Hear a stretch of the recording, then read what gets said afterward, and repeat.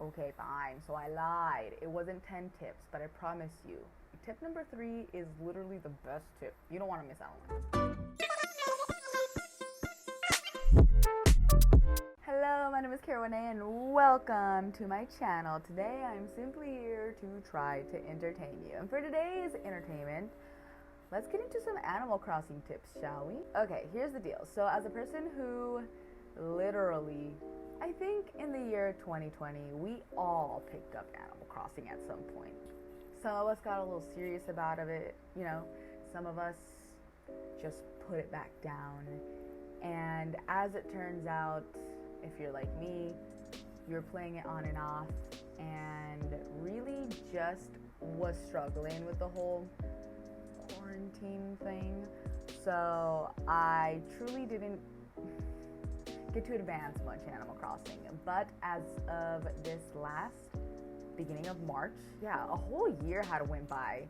Like the anniversary of the first year of the second year of Animal Crossing came by, and I was like, you know what, let's try to pick it up again. Let's try to make an island. Let's try to go ahead and get a 3-star island, get some terraforming unlocked finally. Like, you know, let's play the dang game. As I've been watching YouTubers kind of play Animal Crossing, I realized that they are all time traveling, right? And I just didn't want to personally do that, which there's nothing wrong with time traveling. If you want to do it, go for it. But these tips are for people who just want to play the game organically and want to have an island organically and not kind of speed through the process. Although it is frustrating, I will say. It does feel like some sort of satisfaction to myself that I get to brag about the fact that, well, frankly, I didn't have to time travel or anything like that. So here are, shall we go 10 Animal Crossing tips?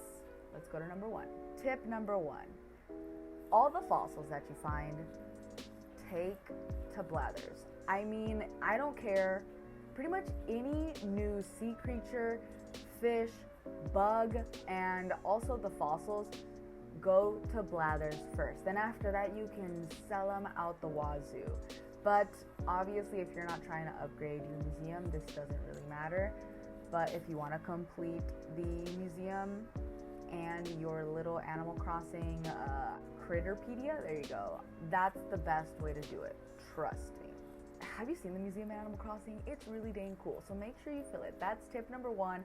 Everything that you find, go through Blathers first, then go sell it. It does take time, but I promise you, it'll be worth it. Tip number 2 is to figure out what your goals are in Animal Crossing. Like, seriously, what do you want out of the game? If you're not trying to complete Critterpedia, if you're not trying to have the 5-star island, like, then what is it? If you want to play for fun, then this doesn't matter. But if you want to fill out your museum, if you want to expand, like, do you want to have the best house? Like, obviously you can do all these things too, but then organize them from priority. If you set up goals, it'll help you find a clear vision of what you need to do next. That's the problem that I ran into on my first island, is I would go and I was just like, I don't even know what I'm doing and why. You know what I mean? Like, now I feel like I have a purpose with my island. Tip number 3. Tip number 3, that's 6. Tip number 3 would be to, probably actually is the most important of them all, is to join a community. If you don't have anyone to play Animal Crossing with, it makes the process so much longer and so much harder. I personally have no one to play Animal Crossing with. I realized that without other people, it's harder to get fruits. It's harder to get different types of flowers. It's not impossible. It's just harder. It takes longer. With a community, whether it's on Facebook, on Twitter, Discord, or Reddit even, I think I have every single possible Animal Crossing community that I could find. You can kind of get to know people, and it's kind of crazy how nice people are. I have personally not ran into anybody who is malicious yet. I have read horror stories, so be very, very careful with who you trust.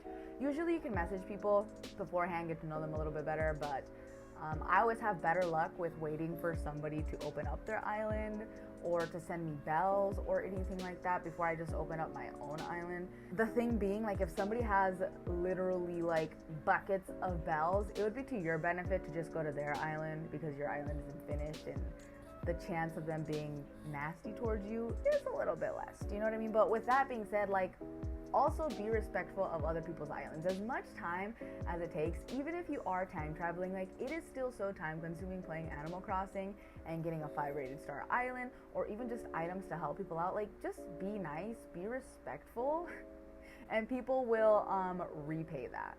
All right, so literally join a community, not necessarily friends, just people who are also playing Animal Crossing. You're welcome.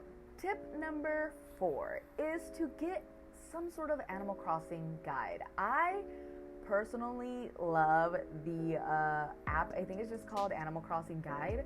I found it and it is one of the coolest things ever. You open it up and you kind of just put in your Nintendo Switch code and you can share it with people. Basically, think of your passport, right, on Animal Crossing. So your passport on the Animal Crossing guide on your phone basically lays out like what your name is, the name of your island, and then your Switch code, your island code, or your dream code address and stuff like that, and you can share it with people pretty much very easily. Obviously with people that you trust. Within that, you can mark all the villagers that you have on your island, and it'll also tell you, hey, like, here's what you should do today, which is one of the craziest things ever, because obviously when you get on Animal Crossing, you could pretty much do whatever you want, but it'll make sure, hey, these are all your villagers, these are the ones you've talked to, and you can mark them off. And then you can also mark through what you have in your museum, what critters you've caught, or furniture that you're looking for, and recipes that you have, or reactions. Like, if you're looking to collect all of the things, like, this is very dang helpful. My favorite part about it is you can see all the villagers and you can see like the profiles of them too. And obviously, like, the aspect of kind of having like a checklist, which is like, I think 4 or 6, I read, fossils pop up on your island every single day. So it lets you check like, hey, you found 1, 2, 3, 4, 5. It's really awesome. Tip number 5 is to get the Nook Link app. I don't know why no one told me about this, because it is basically the Animal Crossing New Horizons guide, but just a little tiny bit better. You can win Nook points, which you can take or leave. They're not that awesome, to be 100% honest, but you can get some other in-game things that are Animal Crossing New Horizons themed. And then you can also pretty much see like a newsletter of all the updates that you have for your island. You can use the keyboard to message people so much faster than it is to message people on the Switch when you're trying to talk to them. Oh, I just realized that the Nook Link app is actually within the Nintendo Online Switch app. Yeah, so you'll have to download that first, and then you'll have Animal Crossing in there once you connect your Nintendo Switch account, and you do need a Nintendo Switch Online account membership or whatever. But, oh, you have access to the catalog, and you also have access to designs. So basically, if there is a design code out there that you wanted, but it was for the New Leaf version, you can scan it through and it'll send it to your Switch. It's really awesome. That's the best thing that I found of the Nook Link app so far. Check it out. Tip number 6 is to go ahead and get on Nookazon. I personally have had not the most amazing experience with Nookazon. It's the same kind of as joining a community, if you will. But Nookazon is basically, think of Amazon, but for every single item that's available on the Animal Crossing New Horizons game, right? So if you're looking for trees, if you're looking for plants, if you're looking for certain types of furniture, even of a certain type of color or recipes or anything like that, you can go on there and basically trade with bells, Nook Miles tickets, and things like that. I will say it's a little overpriced.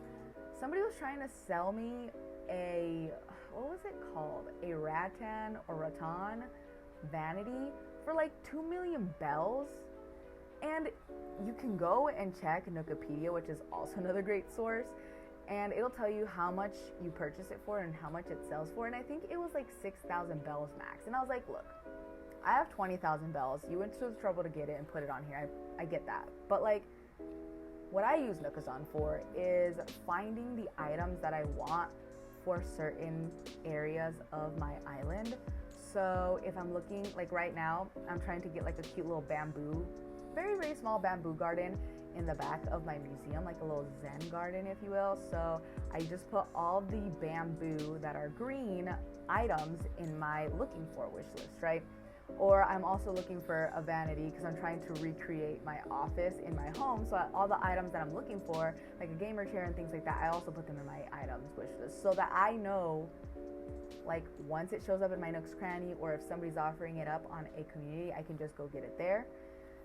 That's what I use Nookazon for. Personally, I think I've bought like one item and I don't remember what it was, but it's more helpful in trying to just find the things that you're specifically looking for. You can look through things by color, by name, by whether they came out in the first like update or the second update, things like that. You can also check out like the Sanrio collection and so much more. So that's what I would use the Nookazon for. I know I said I was going to give you 10 tips, but I think that's all the tips I have. Take it or leave it. Join a community. I think that's the best tip on here, but do be careful. My name is Kara1A. Thank you so very much for watching. I upload videos on Wednesday and Saturday. So if you like this video, if you like my tips, give it a like. If you don't like my tips, tell me what you would change or what you would tell somebody in the comment. If you want more content from me, make sure you subscribe. My name is Kara1A, and I'll hopefully catch you later.